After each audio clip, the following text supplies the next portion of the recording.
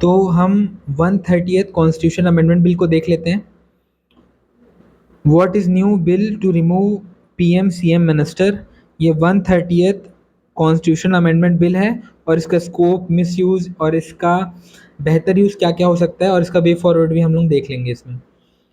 तो सबसे पहले 130th कॉन्स्टिट्यूशन अमेंडमेंट बिल, इसमें आर्टिकल 75 और 164 में यूनियन और स्टेट मिनिस्टर से रिलेटेड चेंजेस आएंगे। आर्टिकल 75 एंड 164 में चेंजेस आएंगे इसमें। अगर पीएम सीएम मिनिस्टर डिटेन होते हैं 30 कॉन्जिक्यूटिव डे के लिए, offensive punishable more than 5 year का उनको इम्प्रिजनमेंट वाले किसी ऑफेंस में वो कॉन्जिक्यूटिव डे के लिए डिटेन हो जाते हैं, तो उनको अपनी सीट वैकेंट करनी होगी। और दूसरा, ऑटोमेटिकली ये इफेक्टफुल होगा। कैसे? If PM CM detain resign on the 31st day. अगर पीएम सीएम अगर डिटेन हो जाते हैं, उनको 31st डे को रिजाइन करना होगा। और अगर मिनिस्टर डिटेन हो जाते हैं तो उनको 31st डे में ऑटोमेटिकली वो रिजाइन हो जाएंगे। Reappointment allow after release. अगर आप रिलीज हो जाते हैं, अपॉइंटमेंट के बाद आप लोग फिर से रिजॉइन कर सकते हैं। फिर ये दिल्ली में, जम्मू कश्मीर, पौंडीचेरी में भी अलाउ होगा। It require special majority. ये बिल अभी आज 25 अगस्त है, ये बिल अभी पास नहीं हुआ है, इसको स्पेशल मेजोरिटी चाहिए पास होने के लिए। Existing law before the bill. अब बिल से पहले क्या क्या लॉ थे वो देख लेते हैं। RP act 1951 disqualify only conviction of 2 और मोर ईयर प्लस 6 ईयर बार आर पोस्ट रिलीज। देखिए, अगर कोई उस पर्सन को कब डिस्क्वालीफाई किया जाएगा? जब वो कन्विक्टेड हो जाएगा, मतलब उसका जुर्म पकड़ा जाएगा पूरे तरीके से, वो कोर्ट में भी प्रूफ हो जाएगा, तब उसको 2 या 2 साल से ज़्यादा की जेल होगी, तब उसको डिस्क्वालीफाई किया जाएगा। और वो 6 साल उसके बाद रिलीज होने के बाद 6 साल तक कोई भी चुनाव नहीं लड़ सकेगा। और लिली थॉमस केस क्या कहता था? आरपी एक्ट का भी अपने बात करें। अब लिली थॉमस केस क्या कहता था? इसने स्टक डाउन किया सेक्शन 8 आरपीए को, no protection for the convicted legislature. देखिए, कोई कन्विक्टेड हो गया, उसका जुर्म कबूल आ गया, उसके बाद वो अपील देते थे कि हम लोग नेक्स्ट कोर्ट में अपील डाल दिए तो तब तक वो अपनी सीट पे, जो भी वो मिनिस्टर है, तो वो अपना वो काम करते रहता था जेल के थ्रू। तो इसको लिली थॉमस केस ने इसको खत्म किया। जैसे आप कन्विक्टेड हुए, आपसे तुरंत आपका पोस्ट या आपका सीट छीन लिया जाएगी। ये लिली थॉमस केस बताता है हमको। फिर election commission recommendation, disqualification on frame of charges serious offences. ठीक है, कि भाई इलेक्शन कमीशन ने कहा था 2016 में कि कोई भी किसी को इलेक्शन ही ना लड़ने दो जिसके ऊपर कोई सीरियस ऑफेंसिव चार्जेस है, मगर इस बात को किसी ने सीरियसली लिया नहीं। कंसर्न क्या है इससे? Miss use of arrest power, इससे मिस यूज किया जा सकता है। और इनोसेंट आदमी को अगर वो जीत गया है, उसको 30 दिन के अंदर रखे और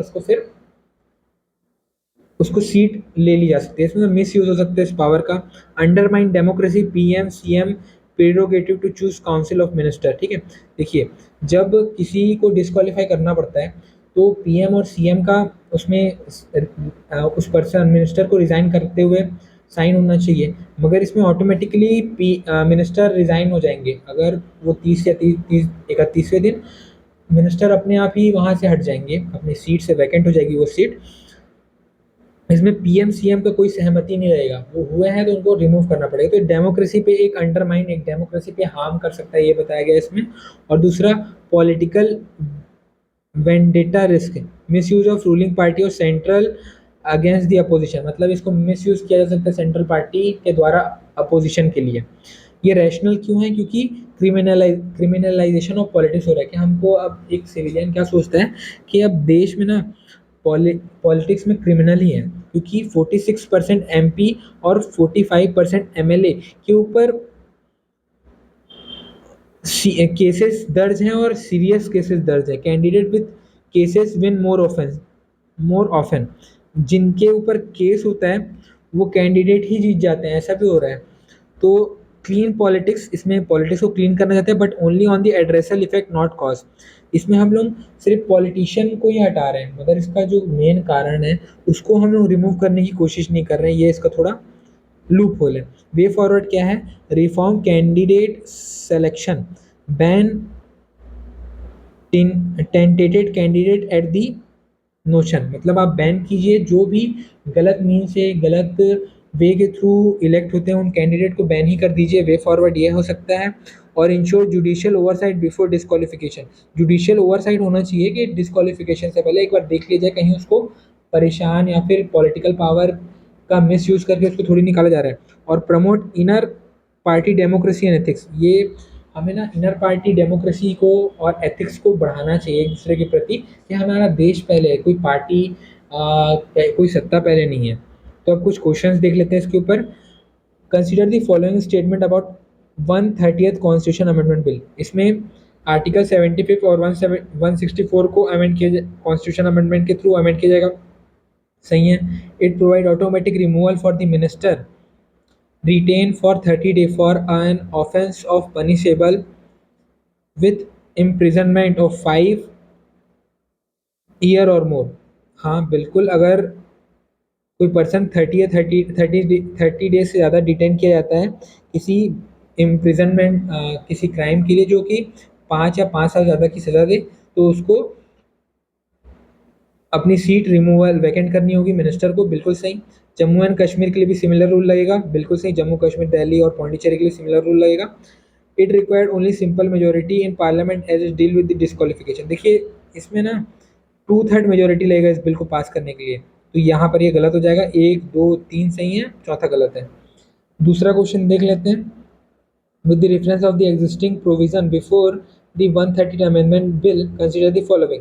Under RP Act 1951, MP MLA is disqualified only on the conviction, not mere arrest। ठीक है कि MP MLA को तभी रिमूव किया जाता था जब वो कन्विक्टेड हो जाते थे, जब अरेस्ट करते थे तब उनको रिमूव नहीं किया जाता था। ये सही है। Lily Thomas 2013 supreme court up hold section 8 clause 4 of RPA which allow convicted legislature to continue with if appeal was filed। कि अगर कोई पर्सन मिनिस्टर कन्विक्टेड हो गया, उसने गलती की है और वो कन्विक्टेड हो गया, वो अपील करके वो अपनी सत्ता चला सकता है। क्या लिली थॉमस केस ने ये कहा था? नहीं, लिली थॉमस केस ने ये कहा था अगर आप कन्विक्टेड हो तो तुरंत आपको अपनी पोस्ट छोड़नी पड़ेगी, कोई अपील लगा करके कंटिन्यू नहीं कर सकता अपने पोस्ट को, तो ये गलत हो जाएगा। Election Commission 2016 recommended barring candidate contesting election if the charge frame for the serious offence। अगर 5 या 5 साल से ज़्यादा उनके ऊपर कोई चार्ज ऑफेंस है तो उनको इलेक्शन ही ना करने दे, ये इलेक्शन कमीशन ने कहा था। ये भी सही है, ये गलत है। ऑप्शन नंबर ए इसमें आंसर हो जाएगा। इसमें ऑप्शन